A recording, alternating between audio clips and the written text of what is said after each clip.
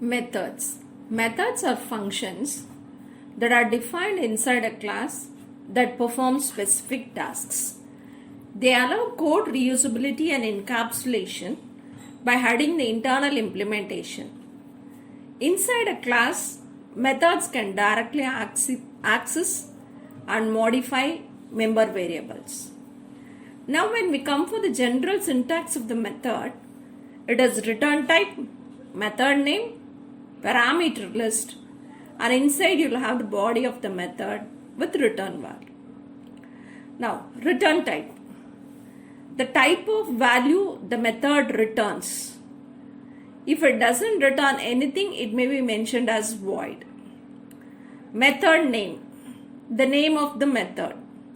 Parameter list. The comma separated list of input parameters. Method body contains the actual statements that is to be executed when the method is called. Return value, the value that is returned by the method.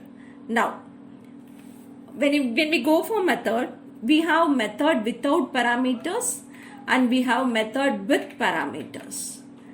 When it is method without parameters, it means that there is no parameter list that has been attached.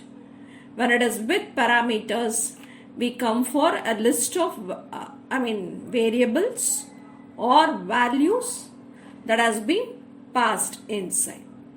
Now, let us go for the example.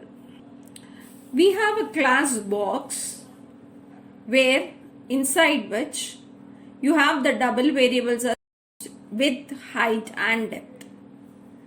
Inside this, you have defined a method volume. So inside this method, the volume is calculated such as width into height into depth.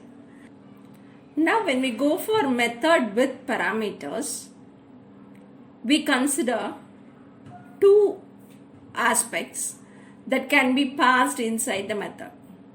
One is the parameter and the other one is the argument. Parameter, it is a variable receiving value at the time the method is invoked. Argument, a value that is passed to the method when it is invoked.